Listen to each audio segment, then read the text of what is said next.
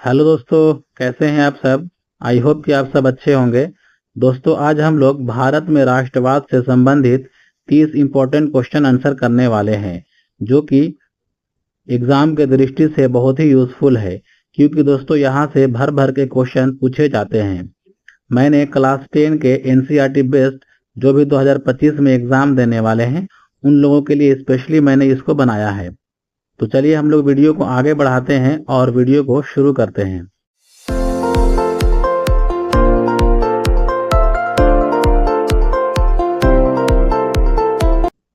सबसे पहले हम लोग राष्ट्रवाद के बारे में समझ लेते हैं। दोस्तों, आपको पता है कि 1757 में प्लासी का युद्ध होता है, जिसके बाद अंग्रेज भारत में राज करने लगते हैं और अपने हिसाब से शासन करने लगते हैं। यहाँ पे आप देखेंगे कि अलग अलग इलाके में अंग्रेज लूटपाट करते हैं और जीतते हैं। अगर कहीं बिहार में अगर विरोध हो रहा है तो यूपी वाले को कोई प्रॉब्लम नहीं होती है। अगर गुजरात में कोई प्रॉब्लम होता है तो बिहार वाले को कोई प्रॉब्लम नहीं होती है। इसी बीच आप देखेंगे कि किसी के भी मन में राष्ट्रवाद की भावना नहीं जागती है। इसीलिए 1885 में भारतीय राष्ट्रीय कांग्रेस की स्थापना की जाती है। इसके बाद एक मंच मिलता है जिसके माध्यम से भारतीय नेता अंग्रेजों के सामने कुछ अपनी बातों को, कुछ अपनी मांगों को रख सकते हैं। तो ये होता है 1885 में, जो कि एक रिटायर्ड ऑफिसर होते हैं ए.ओ. हिम, उन्हीं के मदद से भारतीय राष्ट्रीय कांग्रेस की स्थापना 1885 में होती है। उसके बाद आगे 1905 में बंगाल विभाजन होता है। आपको बता दें दोस्तों कि 1905 में Lord Curzon British governor general होते हैं। अब बंगाल को दो भागों में बांट देते हैं। जैसे आप देख सकते हैं, इस वाले पार्ट में जितने भी मुसलमान थे वो अलग हो जाते हैं और इस वाले पार्ट में जितने भी हिंदू थे वो अलग हो जाते हैं। तो बंगाल विभाजन होती है 1905 में और उसके बाद स्वदेशी आंदोलन होता है 1905 में। यहाँ पे आप देख सकते हैं कि बंगाल विभाजन के विरोध में स्वदेशी आंदोलन ने स्वदेशी वस्त्र और वस्त्रों को अपनाने और विदेशी वस्तुओं का बहिष्कार करने का आह्वान किया। इसने आर्थिक राष्ट्रवाद को बढ़ावा दिया और भारतीय उद्योगों को बल दिया।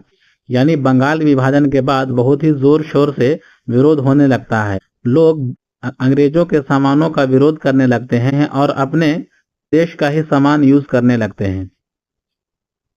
आगे दिया हुआ है कि महात्मा गांधी का नेतृत्व। दोस्तों, आपको बता दें कि 1915 से पहले 1893 में गांधी जी साउथ अफ्रीका जाते हैं, जो कि वहीं पर 21 साल गुजारते हैं। वहां पे वह वकालत करते हैं और दक्षिण अफ्रीका में रंग भेद के खिलाफ आंदोलन करते हैं, जिसके बाद वहां पे उनकी बहुत ही ख्याति होती, यानी वह बहुत फेमस हो जाते हैं। जिसके बाद वह 9 जनवरी 1915 को भारत लौटते हैं। भारत के लोग उनको जोर शोर से स्वागत करते हैं और उसके बाद गांधी युग शुरू हो जाता है, जो कि 1947 तक चलता है। क्योंकि दोस्तों 1915 से लेकर के 1947 तक भारत में गांधी जी बहुत ही फेमस होते हैं और अलग अलग आंदोलन करते हैं। यहाँ पे आप देख सकते हैं असहयोग आंदोलन, जो कि 1920 में होता है। उसके बाद सविनय अवज्ञा आंदोलन, इसी के माध्यम से नमक आंदोलन होता है, जो कि 1930 में होता है। और भारत छोड़ो आंदोलन करते हैं, जो कि 1942 में होता है। ये सारे के सारे आंदोलन अहिंसात्मक रूप से करते हैं। आगे दिया हुआ है लोकमान्य तिलक और उग्र राष्ट्रवाद। महाराष्ट्र में प्रसिद्ध नेता होते हैं लोकमान्य तिलक। वह एक्चुअल में उग्र राष्ट्रवाद होते हैं। यानी इससे पहले जितने भी नेता थे 1885 से लेकर के 1905 तक, सारे के सारे नेता उग्रवाद नहीं होते हैं, यानी वो उदारवादी होते हैं। यानी अपने मांगों को अंग्रेजों के सामने बहुत ही उदारता से रखते थे। लेकिन लोकमान्य तिलक जैसे लोग और इसके बाद बिपिन चंद्र पाल और भगत सिंह और कई अन्य नेता उग्रवाद होते हैं। इन लोगों का कहना था कि भीख मांगने से आज़ादी नहीं मिलेगी, इसके लिए हम लोगों को संघर्ष करना पड़ेगा। तो लोकमान्य तिलक भी बहुत ही इंपॉर्टेंट हो जाते हैं उग्र राष्ट्रवाद में। आगे दिया हुआ है रॉलेट एक्ट 1919। दोस्तों, आपको बता दें कि रॉलेट एक्ट होता है 1919 में। इसमें क्या होता है कि जितने भी भारतीय थे उनको शंका के आधार पर गिरफ्तार किया जाता है और 2 साल तक बिना वकील, बिना अपील और बिना दलील के उनको जेल में बंद करके रखा जाता है। जिसके बाद पूरे भारत में जगह जगह पर विरोध होने लगता है। इसी बीच आप देखेंगे कि जलियांवाला बाग अमृतसर में होता है। लेकिन जलियांवाला बाग हत्याकांड से पहले पंजाब के 2 प्रसिद्ध नेता होते हैं, डॉक्टर सैफुद्दीन किचलू और डॉक्टर सत्यपाल मलिक। इन दोनों को अंग्रेजों ने गिरफ्तार करके जेल में बंद करके रख देते हैं, जिसके बाद अमृतसर के जलियांवाला बाग में एक शांतिपूर्ण धरना प्रदर्शन होता है, जिसमें हजारों लोग जाते हैं और विरोध करते हैं। लेकिन वहां पे जनरल डायर जाते हैं और गोली चलवा देते हैं, जिससे हजारों लोगों की मृत्यु हो जाती है। आगे दिया हुआ है असहयोग आंदोलन 1920 से 22 तक। 1 अगस्त 1920 में असहयोग आंदोलन शुरू होता है। उसके बाद 5 फरवरी 1922 तक असहयोग आंदोलन जारी रहता है। महात्मा गांधी के नेतृत्व में असहयोग आंदोलन शुरू होता है और इसमें यह कहा जाता है कि जितने भी रॉलेट एक्ट हैं, उसके बाद 1917 में जो खिलाफत आंदोलन होता है, उन सब की मांगों को इसमें रखा जाता है और कहा जाता है कि बड़े पैमाने पर विरोध किया जाएगा, लेकिन वो शांतिपूर्ण होगा। लेकिन इसी बीच 1922 में यूपी के गोरखपुर में चौरी चौरा नामक एक स्थान पर थाने में लोग आग लगा देते हैं, जिसके बाद असहयोग आंदोलन बंद हो जाता है, जिसके बाद महात्मा गांधी को 6 साल की सजा हो जाती है। उसके बाद नमक सत्याग्रह और सविनय अवज्ञा आंदोलन करते हैं महात्मा गांधी 1930 में। आपको पहले ही पता है कि साबरमती से लेकर के दांडी मार्च तक 240 मील की यात्रा करते हैं महात्मा गांधी, जिसमें 78 अनुयायी उनके साथ होते हैं और उसके बाद दांडी मार्च पहुंचकर 12 मार्च 1930 को ही सविनय अवज्ञा आंदोलन प्रारंभ कर देते हैं। उसके बाद 1942 में भारत छोड़ो आंदोलन शुरू होता है। लेकिन दोस्तों आपको बता दें कि 8 अगस्त 1942 को भारत छोड़ो आंदोलन प्रस्ताव पारित होता है कि अगले दिन 9 अगस्त से ही भारत छोड़ो आंदोलन शुरू होगा। लेकिन अंग्रेज 9 अगस्त से पहले ही 8 अगस्त को ही रातों रात जितने भी कांग्रेस के प्रसिद्ध नेता थे, सभी को एक ऑपरेशन जीरो आवर के माध्यम से सभी को गिरफ्तार कर लिया जाता है, जिसके बाद इसमें कोई भी प्रमुख नेता नहीं बचते हैं। जिसके बाद जयप्रकाश नारायण और अरुणा आसिफ जैसे लोग इस आंदोलन का नेतृत्व करते हैं। उसके बाद दिया हुआ है भारत की स्वतंत्रता, जो कि 1947 में होती है। 15 अगस्त 1947 को भारत स्वतंत्र होता है। लेकिन दोस्तों इसमें यह एक दर्द होता है कि जहां पे भारत अपनी आज़ादी के लिए लड़ रहा था, लेकिन अंग्रेज 2 भाग में भारत को बांट देते हैं, जो कि एक भारत होता है, दूसरा पाकिस्तान होता है। आई होप कि दोस्तों आपको इतना समझ में आया होगा, क्योंकि ये काफ़ी लंबा टॉपिक है और एक दिन में कवर होने वाली चीज़ नहीं है। इसे पढ़ने में 1 या 2 दिन लग जाता है। तो क्लास 12 में हम लोग इसको और डिटेल में पढ़ने वाले हैं। तो चलिए अब हम लोग आगे बढ़ते हैं और क्वेश्चन आंसर के माध्यम से और समझने की कोशिश करते हैं। सबसे पहले हम लोग लास्ट वीडियो का क्वेश्चन देख लेते हैं। क्वेश्चन था यंग यूरोप की स्थापना कब की गई थी? राइट आंसर है 1833 और 1831 में यंग इटली की स्थापना होती है। इसे भी आप याद रखेंगे। और आज का पहला सवाल, कौन सा अधिनियम भारतीयों को सरकार में सीमित भागीदार प्रदान करने के लिए पारित किया गया था? राइट आंसर है भारतीय परिषद अधिनियम 1909। इसे मार्ले मिंटो सुधार भी कहते हैं। अगला सवाल है, गांधी जी द्वारा 1919 में किस आंदोलन की शुरुआत की गई थी? राइट आंसर है सत्याग्रह आंदोलन, जो कि पूरे भारत में होता है और इसी के माध्यम से 6 अप्रैल 1919 को ही पूरे भारत में हड़ताल शुरू हो जाता है। अगला सवाल है, खिलाफत आंदोलन किस मुद्दे पर आधारित था? राइट आंसर है तुर्की में खलीफा की स्थिति। दोस्तों आपको बता दें कि 1914 से लेकर के 1918 तक प्रथम विश्व युद्ध होता है और प्रथम विश्व युद्ध में पूरा विश्व 2 गुट में बंट जाता है। पहला में होता है इंग्लैंड, रूस, अमेरिका और दूसरा में होता है जर्मनी, इटली, हंगरी और इसी का साथ देते हैं तुर्की। भारत भी अंग्रेजों का उपनिवेश था, इसीलिए अंग्रेज भारतीयों से कहते हैं कि अगर मैं प्रथम विश्व युद्ध जीत गया तो भारत में स्वराज्य की स्थापना कर देंगे। इसीलिए यहाँ के मुसलमान भी सपोर्ट करते हैं। लेकिन 1918 में इंग्लैंड जीतने के बाद तुर्की के खलीफा को हटा देते हैं, जिसके बाद पूरे विश्व में जितने भी मुसलमान थे वह सब इंग्लैंड से खफा हो जाते हैं। उसी बीच भारत के मुस्लिम भी इंग्लैंड से खफा हो जाते हैं। उसके बाद 1917 में ही खिलाफत आंदोलन शुरू कर देते हैं। अगला सवाल है, 1920 में असहयोग आंदोलन किसने शुरू किया? राइट आंसर है महात्मा गांधी।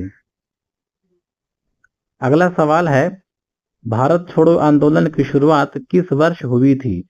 राइट आंसर है 1942 और इसी में ये नारा दिए थे, करो या मरो। अगला सवाल है, स्वदेशी आंदोलन किस घटना के बाद शुरू किया गया? राइट आंसर है बंगाल का विभाजन 1905। अगला सवाल है, जलियांवाला बाग हत्याकांड किस वर्ष हुआ था? राइट आंसर है 1919। इसमें हजारों लोगों की मृत्यु हो गई थी। अगला सवाल है, साइमन कमीशन का भारत में विरोध क्यों हुआ? राइट आंसर है क्योंकि इसमें एक भी भारतीय सदस्य नहीं थे। दोस्तों आपको बता दें कि अंग्रेज हर 10 वर्ष पर कानून में कुछ सुधार करते थे। इसीलिए आप देखेंगे कि 1909 में मार्ले मिंटो सुधार लाते हैं और 1919 में चेम्सफोर्ड सुधार लाते हैं। 1929 में भी सुधार आने वाला होता है। इससे पहले 1927 में ही साइमन कमीशन की स्थापना होती है। उसके एक साल बाद 1928 में इंग्लैंड से 7 सदस्यीय, जिसके अध्यक्ष होते हैं जॉन साइमन, उसी के अध्यक्ष में साइमन कमीशन भारत आते हैं और भारत की स्थिति को जानते हैं। लेकिन भारतीय लोग इसे विरोध करते हैं क्योंकि इसमें एक भी भारतीय नहीं थे। अगला सवाल है, पूर्ण स्वराज की घोषणा किसने की थी? राइट आंसर है जवाहरलाल नेहरू और यह हुआ था 1929 में, जो कि लाहौर अधिवेशन में हुआ था।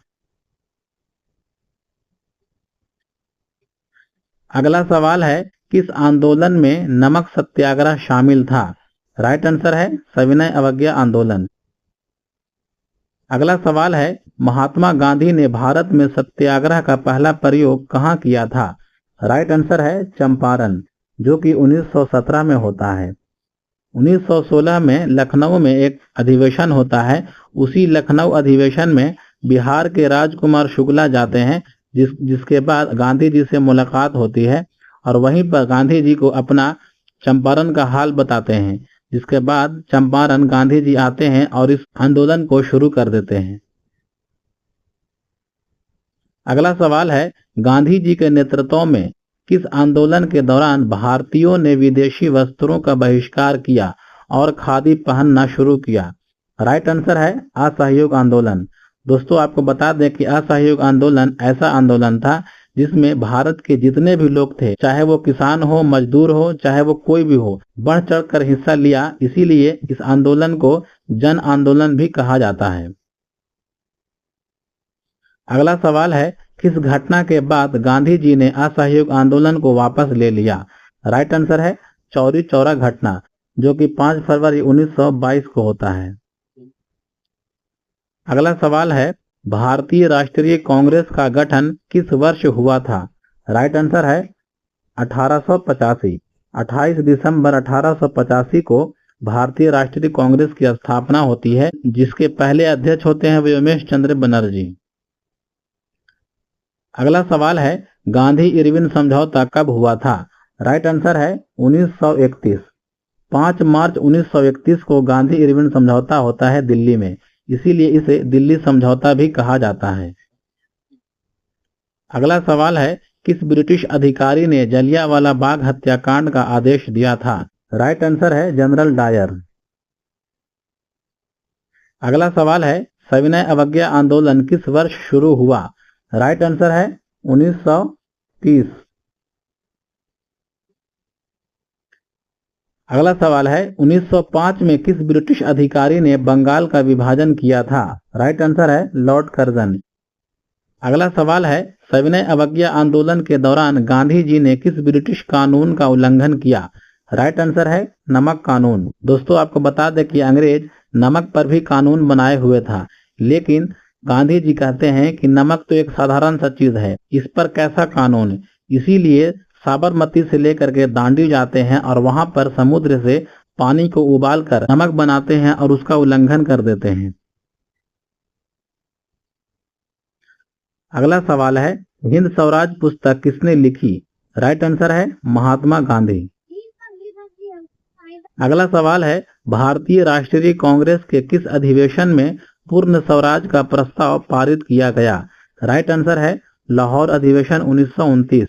और इसी अधिवेशन में ये कहा गया था 26 जनवरी 1930 को हम लोग स्वतंत्रता दिवस मनाएंगे। अगला सवाल है, किसने कहा था स्वराज मेरा जन्मसिद्ध अधिकार है और मैं इसे लेकर रहूंगा? ये कथन था दोस्तों बाल गंगाधर तिलक का, और ये दिए थे 1916 में लखनऊ समझौते के दौरान। अगला सवाल है, भारत छोड़ो आंदोलन के दौरान महात्मा गांधी ने क्या नारा दिया? राइट आंसर है करो या मरो। अगला सवाल है, असहयोग आंदोलन को भारतीय राष्ट्रीय कांग्रेस के किस अधिवेशन में स्वीकृति मिली थी? राइट आंसर है नागपुर अधिवेशन 1920। अगला सवाल है, अवध में किस सन्यासी ने किसानों का नेतृत्व किया था? राइट आंसर है बाबा रामचंद्र। दोस्तों आपको बता दें कि बाबा रामचंद्र गिरमिटिया मजदूर थे और इनको अंग्रेजों ने फिजी में भेजा था। उसके बाद वहां से लौट कर आते हैं और अवध में किसानों को संगठित करते हैं और उसके बाद अवध में ही अवध किसान सभा की स्थापना कर देते हैं।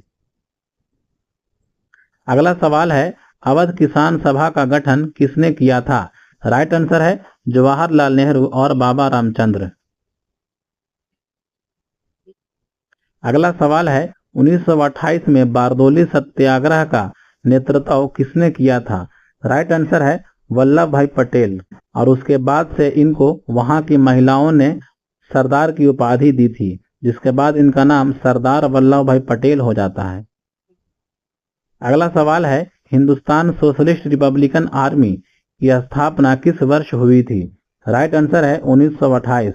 ये क्रांतिकारी संगठन होता है दोस्तों, और इसमें चंद्रशेखर और भगत सिंह जैसे नेता मौजूद होते हैं। अगला सवाल है, गांधी इरविन समझौता के बाद गांधी जी किस गोलमेज सम्मेलन में भाग लेने के लिए सहमत हो गए थे? राइट आंसर है दूसरा गोलमेज सम्मेलन। पहला गोलमेज सम्मेलन होता है 1930 में, लेकिन इस दौरान गांधी जी नमक आंदोलन कर रहे थे, जिस कारण पहला गोलमेज सम्मेलन में गांधी जी भाग नहीं लेते हैं। लेकिन 1931 में 5 मार्च को गांधी और इरविन के बीच समझौता हो जाता है, जिसके बाद दूसरा गोलमेज सम्मेलन में भाग लेने के लिए गांधी जी तैयार हो जाते हैं, लेकिन वहां पर भी बात नहीं बनती है। उसके बाद फिर तीसरा गोलमेज सम्मेलन होता है 1932 में। तो अगर आपसे सवाल किया जाए कि गांधी जी ने किस सम्मेलन में भाग लिया था, तो मात्र दूसरा गोलमेज सम्मेलन में लिया था, जो कि 1931 में हुआ था। लेकिन अगर आपसे सवाल किया जाए तीनों गोलमेज सम्मेलन में भाग लेने वाले एकमात्र नेता कौन थे, तो वह थे भीमराव अंबेडकर। वह तीनों में ही भाग लिए थे। अगला सवाल है, 1930 में मुस्लिम लीग के अध्यक्ष कौन थे? राइट आंसर है मोहम्मद इकबाल। और इसी 1930 में प्रसिद्ध कवि और विचारक मोहम्मद इकबाल मुस्लिम लीग के अध्यक्ष थे, जो कि उन्होंने ही सबसे पहले भारत के उत्तर पश्चिमी क्षेत्रों में एक स्वतंत्र मुस्लिम राज्य की अवधारणा प्रस्तुत की थी, जिसके बाद पाकिस्तान की मांग उठने लगी और बाद में ही वह पाकिस्तान का रूप ले लिया। और आज का लास्ट सवाल, भगत सिंह की फांसी के समय उनकी उम्र कितनी थी? इस सवाल का जवाब आपको कमेंट में देना है दोस्तों। और आज के लिए बस इतना ही। मिलते हैं हम लोग फिर अगले वीडियो में कुछ नए टॉपिक को लेकर।